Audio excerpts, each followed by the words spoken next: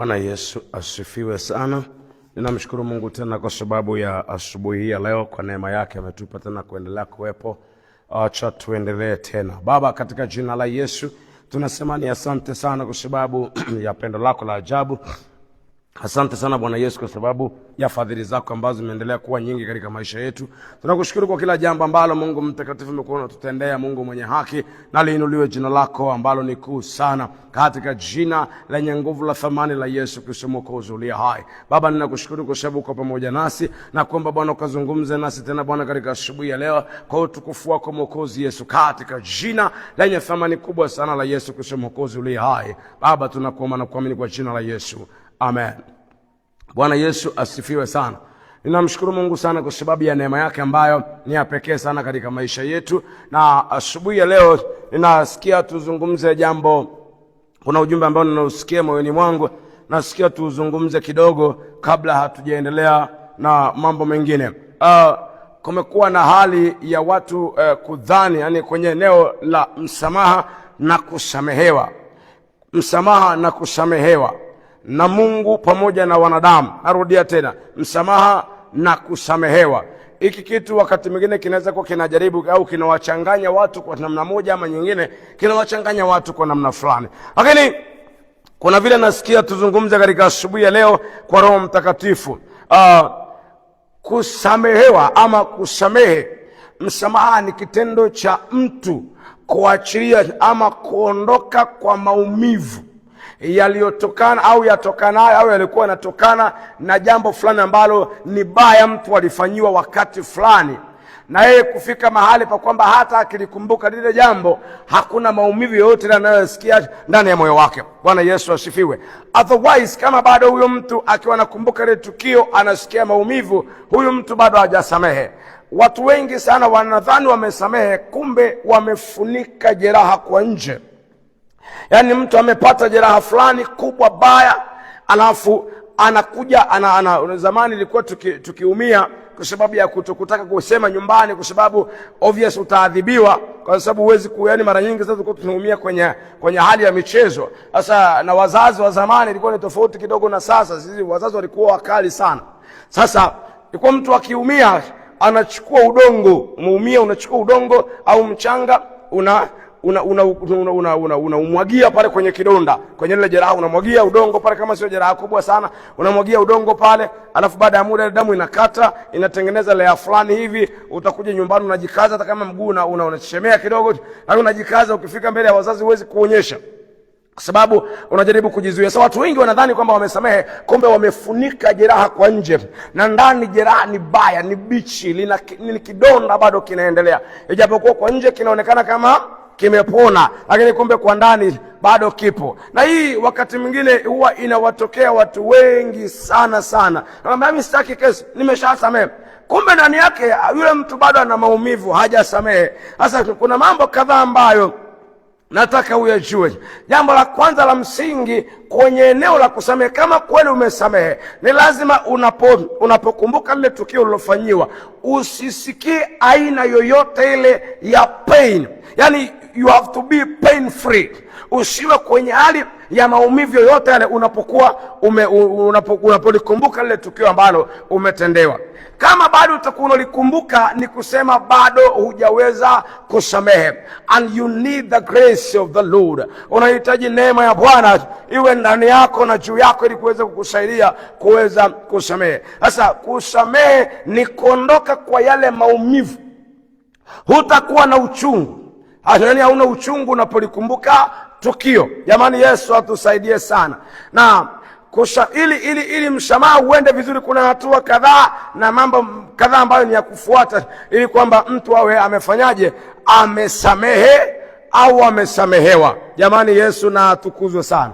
Sasa hakuna vile ambavyo unaweza ukarudisha mahusiano ya kwanza bila kupitia hatua hizi. Mara nyingi sana ili mahusiano ya kwanza yarudi, kuna watu wengi sana wanakoseana, na baada ya kukoseana, bwana mimi nimekusamehe kabisa na nini na nini, lakini cha ajabu yale mahusiano ya kwanza huwa hayarejei. Kwa nini mahusiano ya kwanza hayarejei? Ni kwa sababu tayari bado huyu aliyekosewa hajasamehe, aidha hajasamehe, au mwenye kukosea haoni kama amesamehewa. Hasa msamaha na kusamehewa ni vitu viwili ambavyo vinafuatana sana. Mtu anaweza kuwa amekwisha kusamehewa, lakini yuko na guilt moyoni, bado yuko na ile guilt, ana feel vibaya, anajisikia vibaya, yani anaona kama bado kuna kitu hakijakaa sawa. Sasa hivi ni vitu ambavyo ni muhimu sana kujua. Wakati mwingine watu wanajifariji, bana mimi nimesamehe, bana mimi nimeshaachilia, bana mimi nimeshasamehe, lakini unakuta ni kweli kwamba bado hajasamehe, kwa sababu aidha yeye ndiye anayezuia yale mahusiano ya kwanza yasirejee. Maana yake ni kwamba huyu mtu anajihisi au anadhani amesamehe, lakini kumbe hajafanya nini? Hajasamehe. Au huyu anadhani kwamba amesamehewa, lakini kumbe kweli amesamehewa, lakini ndani yake yeye mwenyewe bado ana feel kwamba bado bana ile kitu ilikuwa mbaya hivi na vile. Sasa ili kutengeneza reconciliation, kutengeneza maridhiano kati ya watu wawili wakarudi kwenye mahusiano kama ilivyokuwa, kuna hatua za kufuata. Msamaha una mambo kadhaa ambayo ni muhimu sana kufanyiwa kazi. Out of that there is no forgiveness, there is no reconciliation. Hakutakuwa na maridhiano. Nje ya hizo hatua kama hazijafanyika, ni vigumu sana kutengeneza nini? Maridhiano, au kutengeneza ule uhusiano wa kwanza uliokuwepo. Jamani, Bwana Yesu asifiwe.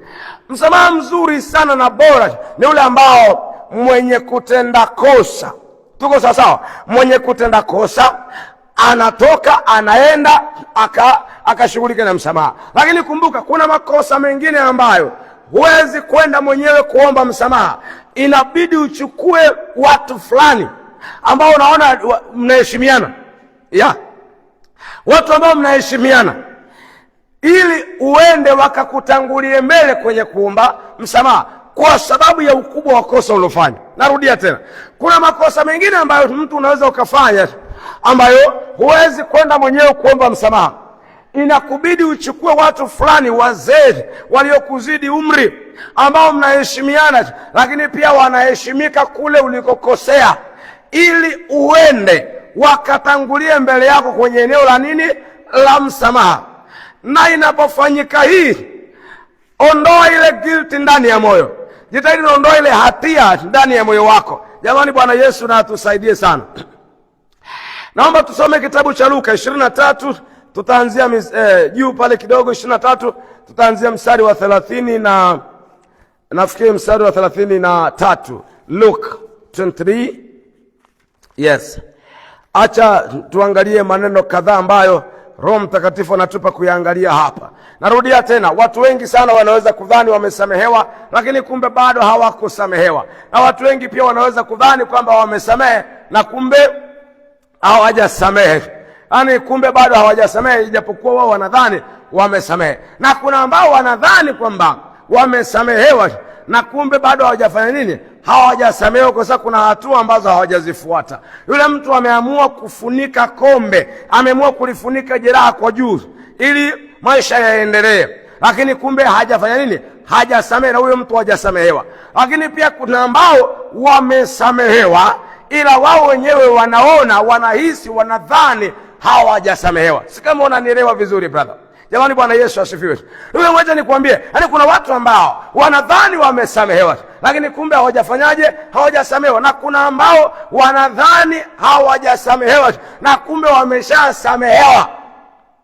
Mwokozi Yesu asifiwe. Jamani, Bwana Yesu asifiwe sana. Sasa naomba tusome hii hapa, tuangalie bingwa wa msamaha, Bwana Yesu Mwokozi aliye hai, Mungu wetu, Mungu wa rehema, Mungu wa neema nyingi. Acha tuangalie maneno haya hapa, tuyasome katika jina la Yesu. Walipofika mahali paitwapo fuvu la kichwa, ndipo walipomsulubisha yeye na wale wahalifu, mmoja upande wa kuume na mmoja upande wa kushoto. Bwana Yesu asifiwe sana. Kusoma kule juu utaona mambo mengi ambayo Yesu alifanyiwa, lakini tuangalie mstari wa 34. Yesu amefanyiwa vitu vingi sana hapa vya ajabu sana. Hajawahi kumkosea mtu. Amewasaidia wengi walikuwa na matatizo na shida, na hao Lakini nikupe jambo moja ulikumbuke hili, kwamba wakati Yesu anapofanyiwa mambo mengi sana, bado watu wengi miongoni mwa watu, ni kati ya watu wengi sana hawakuwa wanataka sana Yesu asulubiwe. Hii ishike vizuri. Hawakutaka Yesu asulubiwe. Ila ukisema kwenye kitabu cha Mathayo, nitakwambia wakati mwingine mstari gani, anasema hivi, wakuu wa makuhani na Mafarisayo wakawashawishi, kisema wakuu wa makuhani wakawashawishi makutano wamkatae Yesu na kumtaka Baraba.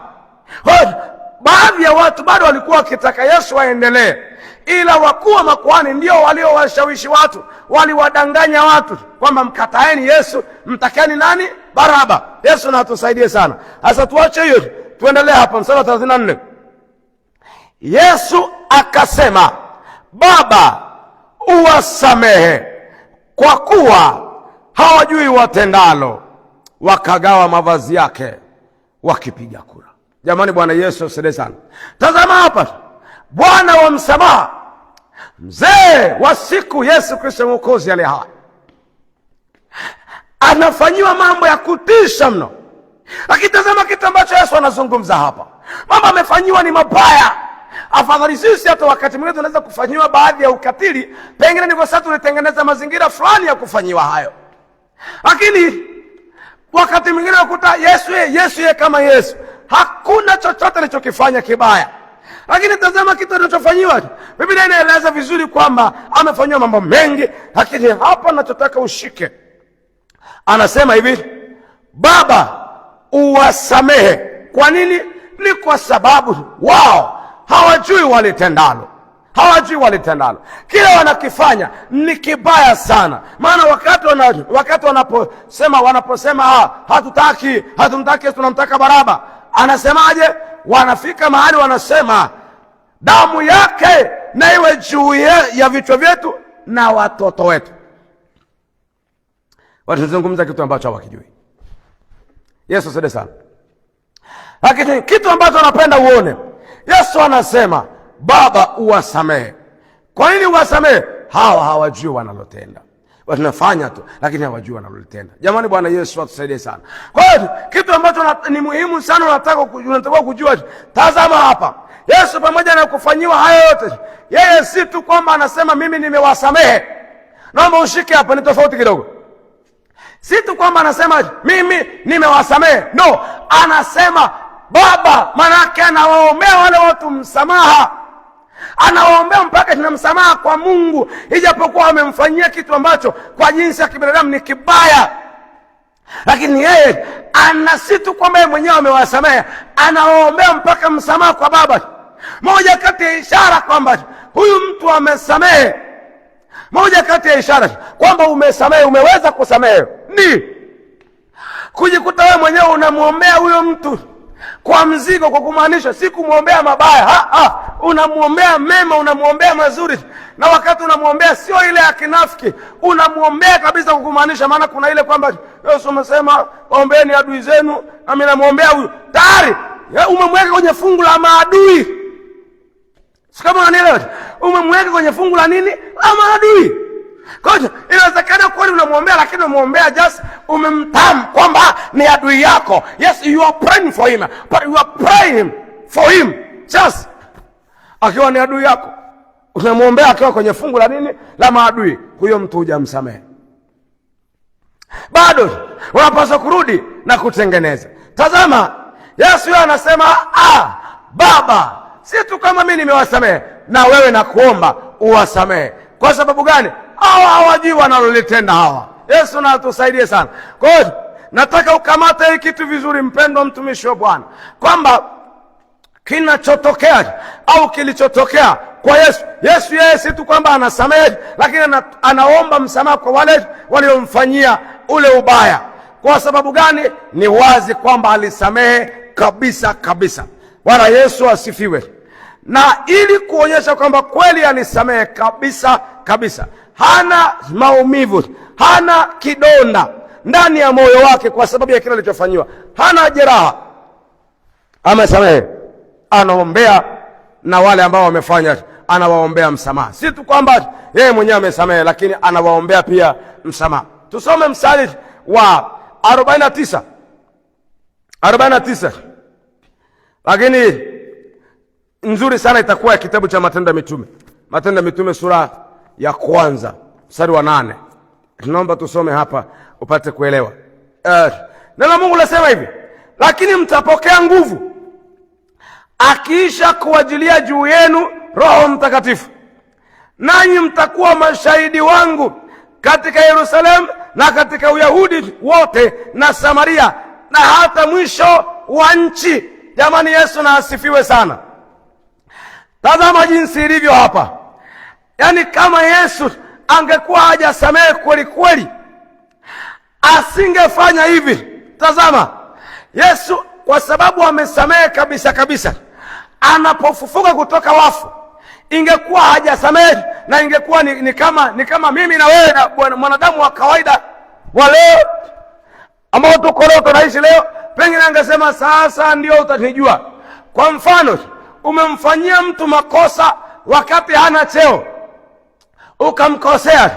Wakati anapopata cheo, anaweza kuamua na muonyesha na mnyorosha huyu hata ninyoroshe, ajue kwamba mimi ni nani, alinifanyia wakati ule kitu kibaya, so let me show him who I am now.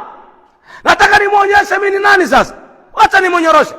Kwa sababu yani huyo ni mwanadamu wa kawaida, ni mwanadamu ambaye hajasamehe. Yameisha bwana. Lakini huku anakufinya mdogo mdogo, anakufinya kimya kimya. Anakufinya kimya kimya.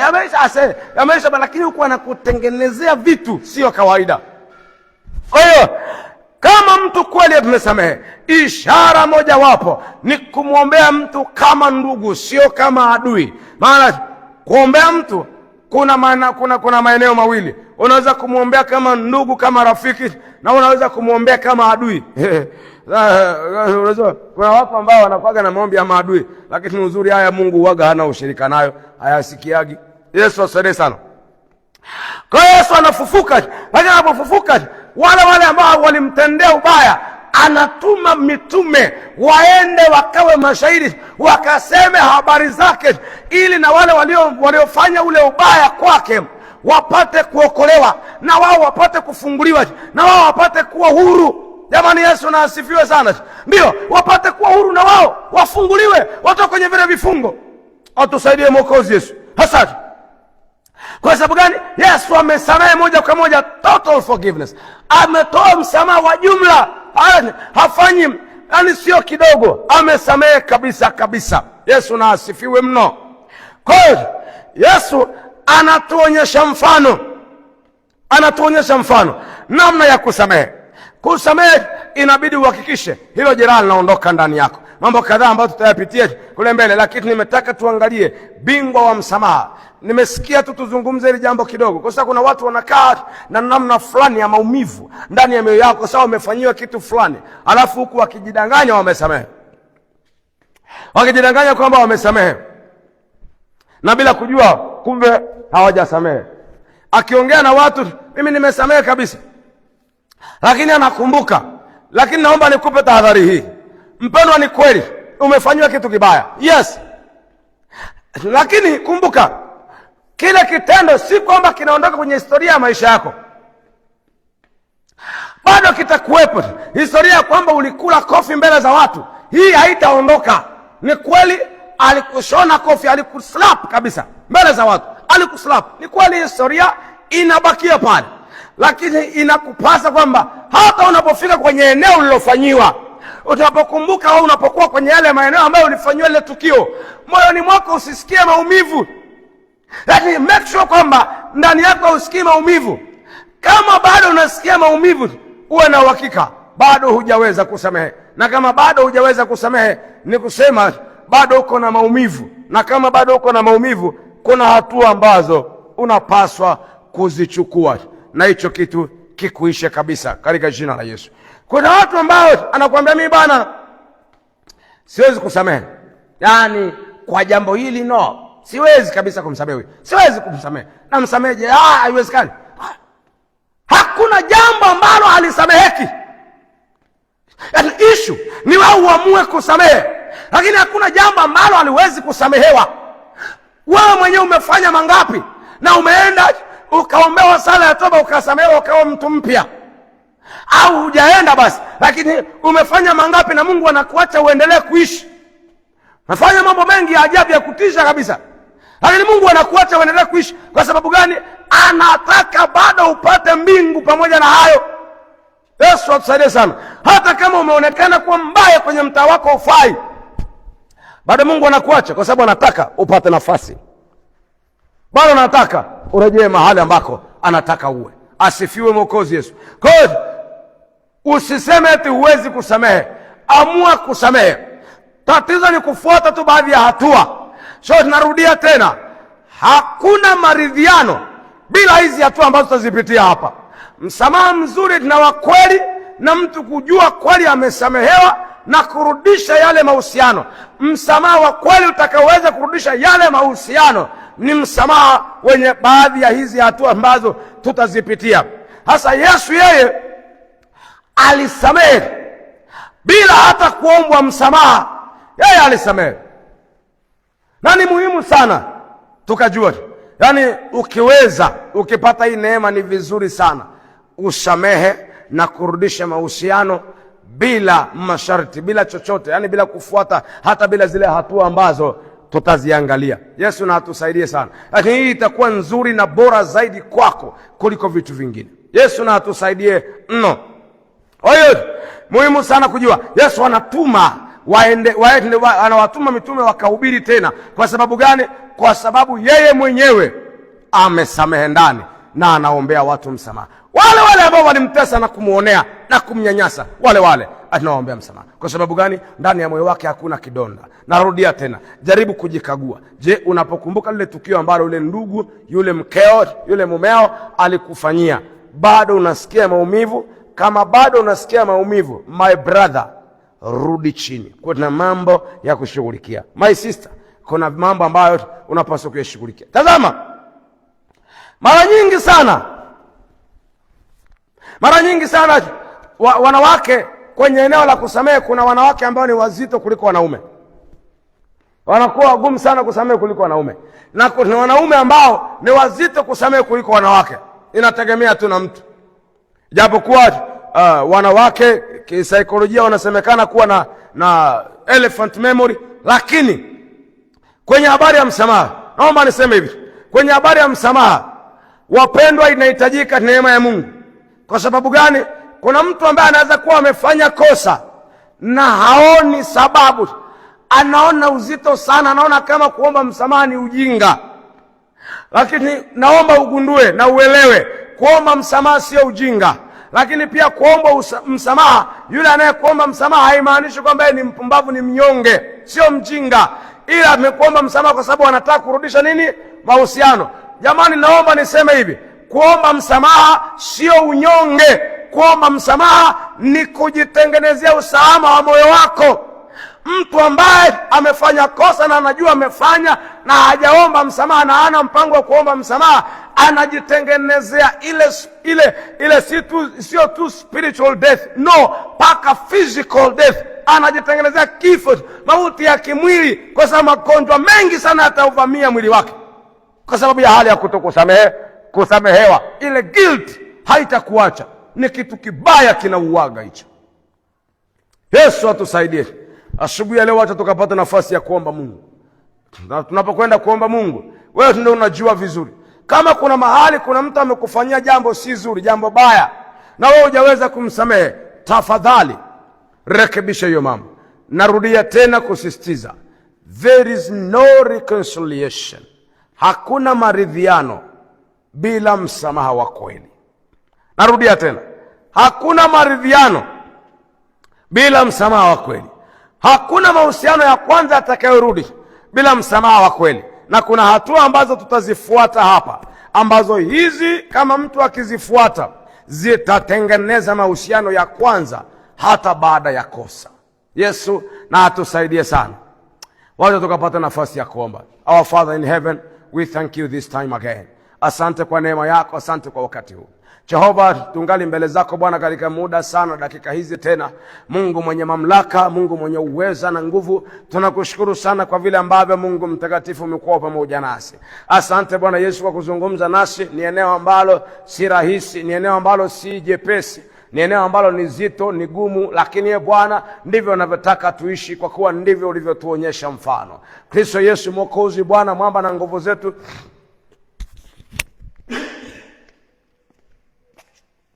tunakuomba ukatuwezeshe tena, maana sio rahisi, lakini Baba tunajua wewe unaweza kutuwezesha. Tunajua ni wewe pekee uliye Bwana wa msamaha, uliye mwamba wa msamaha, uliye mwenye uwezo, uliyetuonyesha mfano wa kusamehe. Baba yetu na Mungu wetu, tunakuomba katika alfajiri ya leo Baba kwamba ukatupe neema tena. Inawezekana Bwana wangu hatujafanya vile unavyotaka. Bwana wangu na Baba yangu, ninakuomba sana katika jina la Yesu kama Bwana wangu na Baba yangu katupe neema katika jina la Yesu Kristo mwana Mungu aliye hai. Baba yangu na Mungu wangu, kwa jina la Yesu mimi nimekuja mbele zako mfalme wa utukufu, nikikuomba kwamba utusamehe Bwana Yesu katika asubuhi ya leo, kama tumekuwa katika hali ya kutokuomba msamaha, ya kutokusamehe. Bwana wangu na Baba yangu, ninatubu sana na kuomba ukatutakase. Baba yangu, kama tumefanya makosa na tukadhani tumesamehewa, kumbe tunajikinai. Bwana wangu na Baba yangu, na kuomba Bwana wangu na Baba kwamba ukatutakase Baba, ukatusafishe katika jina la Yesu Kristo mwana Mungu aliye hai. Baba, alfajiri ya leo tumekuja kwako mfalme, tukiomba Bwana kwamba neema yako na iendelee kuwa juu yetu tena. Mfalme wa utukufu, tunajua bila kuwa vile ambavyo wewe unataka hatuwezi kabisa Mungu mtakatifu kufanya utakayo. Bwana wangu na Baba yangu, ni kweli hatuwezi kuyafanya uyatakayo. Asante Bwana wangu kwa kuwa uko tayari kututengeneza, kwa kuwa Bwana hiki ni kizazi cha wakutafutao. Hiki ni kizazi Bwana cha wakutafutao, Mungu wa milele, Mungu uketie mahali patakatifu pa juu palipoinuka. Baba yangu na Mungu wangu Jehova, nimekuja kwako nikikuomba Bwana katika wakati, saa, majira na dakika hizi, ya kwamba Baba tunakuomba Bwana katika wakati huu, kama Mungu mtakatifu Bwana wangu na Baba yangu, ukatutengeneze tena Mfalme Bwana wangu, tuwe vile unavyotaka wewe, kwa jina la Yesu Kristo Mwokozi uliye hai.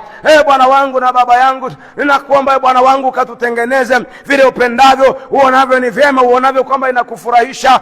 Bwana wangu, hivyo ndivyo ukatutengeneze, vile ambavyo ulikusudia, ulidhamiria tuwe Bwana, hivyo ndivyo tukawe Bwana wangu na Baba yangu. Jehova, ninakuomba ututengeneze. Jehova, ninakuomba ukaturekebishe Bwana Yesu, ukatufanyie matengenezo katika jina la Yesu. Baba, tupe neema Bwana wangu na Baba yangu katika jina la Yesu Kristo mwana Mungu aliye hai.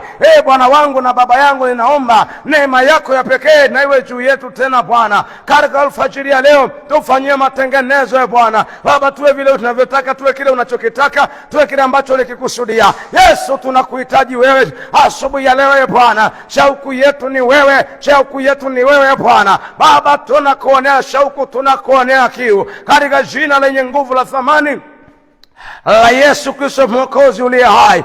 Bwana wangu na Baba yangu, mimi nakuomba sana kwamba mfalme wa utukufu, Bwana wangu ukatutengeneze tena vile unapenda, tena vile unaona ni vyema, tena vile unaona inafaa.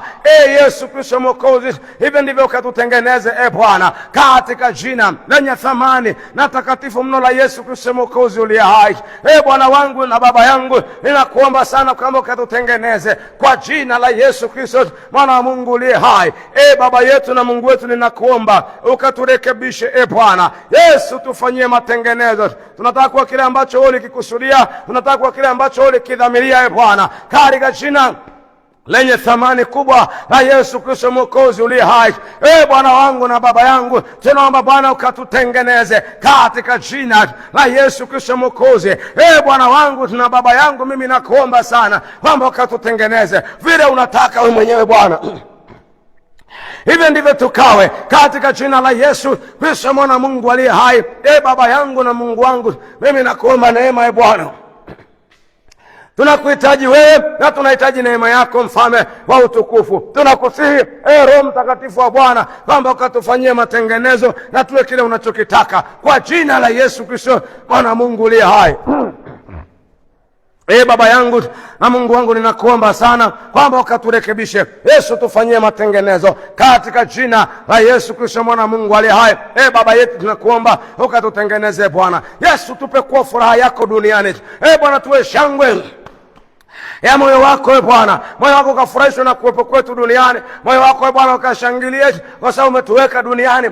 Bwana wangu na Baba yangu, nakuomba moyo wako Bwana ukafurahishwe na kuwepo kwetu duniani. Baba, tukawe furaha yako, tuwe shangwe ya moyo wako Bwana. Baba, tupe kuwa furaha yako Mfalme, kwa jina la Yesu Kristo mwana wa Mungu aliye hai. Baba yangu na Mungu wangu, nakuomba ukatupe Bwana kwa furaha yako, kwa jina lenye nguvu la Yesu. Mwokozi, Mfalme, mwamba na nguvu zetu, nakuomba Bwana wangu ukatutengeneze Baba, tufinyange vile upendavyo Baba, tutengeneze vile unaona kwamba ni vyema na inakufurahisha hivyo. Bwana Yesu, nakuomba ukatutengeneze Mfalme wa utukufu, tupe neema yako Bwana, acha iwe juu yetu Mfalme, hata alfajiri ya leo Baba tunahitaji tuwe furaha yako Bwana, kwa kila hatua ya maisha yetu Bwana. Baba, tuwe furaha yako, ufurahishwe na kuwepo kwetu duniani Baba, ukafurahishwe kwamba umetuweka duniani, kwa jina la Yesu. Mpendwa, omba usiwe mtu wa kawaida katika jina la Yesu. Bwana, tusio watu wa kawaida, lakini neema yako na iwe juu yetu. Roho Mtakatifu wa Bwana, tunakuomba ukatufanyie matengenezo kwa jina lenye nguvu la Yesu. Bwana, tuwe furaha yako, tukawe shangwe ya moyo wako Bwana, kwa jina lenye nguvu la Yesu. Roho Mtakatifu wa Bwana, tunakuomba tutengeneze upendavyo, utakavyo na ufurahiavyo. Hivyo ndivyo Bwana tukawe Mfalme. Bwana wangu, tupe kuwa furaha ya moyo wako, tupe kuwa shangwe ya moyo wako Bwana, kwa jina lenye nguvu tena la thamani la Yesu, Mwokozi na mwamba wetu Bwana. Baba, ninakuomba sana ukaturekebishe, tutengeneze upendavyo katika jina la Yesu Kristo Mwokozi uliye hai. Bwana wangu, Baba yangu, Mungu wangu, mwamba wangu, nguvu zangu, Yesu, ninakuomba ukatutengeneze Bwana. Baba, ukatutengeneze tukawe vile unavyotaka mwenyewe, tukawe furaha ya moyo wako Bwana, kwa jina la Yesu Kristo mwana Mungu aliye hai. Baba yangu na Mungu wangu, ninakuomba sana Mfalme wa utukufu Bwana, ukatutengeneze Jehova, tuwe kile ambacho wewe ulikitaka Bwana, tukawe furaha ya moyo wako katika jina la Yesu Kristo Mwokozi wa ulimwengu.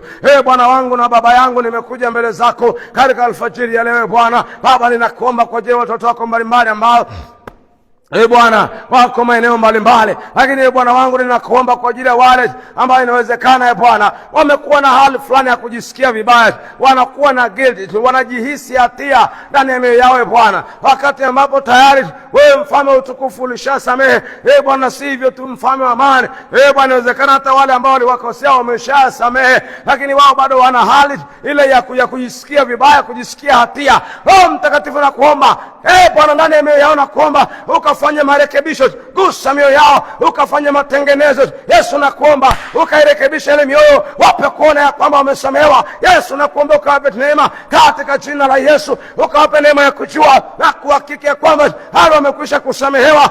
Bwana wangu na Baba yangu, na wale ambao bado hawajaweza kusamehe, kuna tukio umefanywa japo kwa pumbo msamaha, lakini bado hawajaweza kusamehe. Yesu, nakuomba Bwana, rejesha tena, fanya matengenezo ndani yao, ukawape neema Bwana, wakapate kusamehe kwa jina la Yesu Kristo mwana Mungu aliye hai. Bwana wangu, ninakuomba ukawape neema ya kusamehe, wape neema ya Bwana ya kusamehe, wakaachilie kabisa katika jina la Yesu Kristo mwana wa Mungu aliye hai.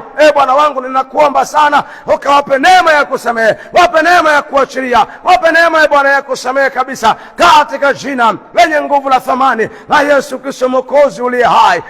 Bwana wangu, Baba yangu, mwamba wangu na nguvu zangu, ninakuomba Bwana ukawape neema ya kusamehe, wape kuachilia kabisa katika jina la Yesu. Tena Baba, tunakuomba sana Bwana kwamba alfajiri ya leo tunakuhitaji wewe Bwana, ukafanya makao yako ndani yetu, hata Bwana ukajidhihirishe ndani yetu Mfalme. Uwepo wako Bwana ukatembee nasi kwa kila wakati Bwana, kila majira na kila namna. Tunaomba Bwana uwepo wako utembee nasi, wewe Bwana wangu ukatembee na sisi Bwana, kwa jina la Yesu Kristo mwana wa Mungu uliye hai. Baba, ukatembee nasi Bwana, acha Roho wako Mtakatifu akatamalaki ndani yetu na katikati yetu kwa jina la Yesu. Tunaomba Bwana neema yako Mfalme wa amani, Mfalme wa utukufu Bwana wangu, tunaomba neema yako Bwana ikatembee nasi, ukatembee nasi Bwana katika jina la Yesu. Naomba Bwana ukafanye makao yako ndani yetu Bwana mabwana, kwa jina la Yesu Kristo mwana wa Mungu uliye hai. Bwana wangu na Baba yangu, ninakuomba sana kwamba ukafanye makao yako mkuu ndani yetu, Bwana mabwana. Kwa jina la Yesu Kristo, Mwana wa Mungu uliye hai, Bwana wangu na Baba yangu, mimi ninakuomba sana kwamba ukatutengeneze, Bwana Yesu, ukatutengeneze vile unavyotaka mwenyewe. Baba, nakuomba Bwana ukae ndani yetu, ukae ndani yetu, Bwana Yesu, ukatupe neema nasi ukae ndani yako. Baba, ukae ndani yetu, Bwana. Furaha yetu Mfalme ni kuwa makao yako duniani.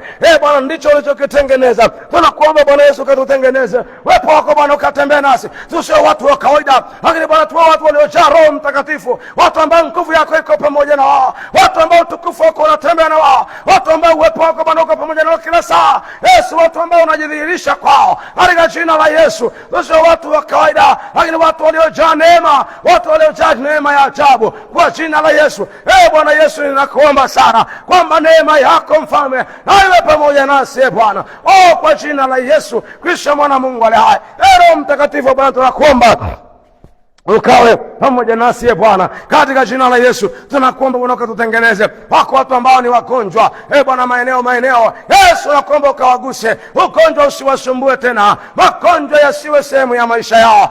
Yesu, nakuomba Bwana ukawaguse, osha mkono wako wenye uweza, wenye nguvu Bwana, naomba ukawaponye kwa jina la Yesu. Wainue tena Bwana kutoka vitanda vya ugonjwa. Wengine Bwana wanaumwa, wanaendelea kutembea na ugonjwa hivyo hivyo. Yesu, naomba uzima uwe ndani yao kwa jina la Yesu. Bwana, wale ambao wanasumbuliwa na hali kama ya presha lakini isiyoeleweka, Yesu, nakuomba ukawaguse na kuwaponya kwa jina la Yesu.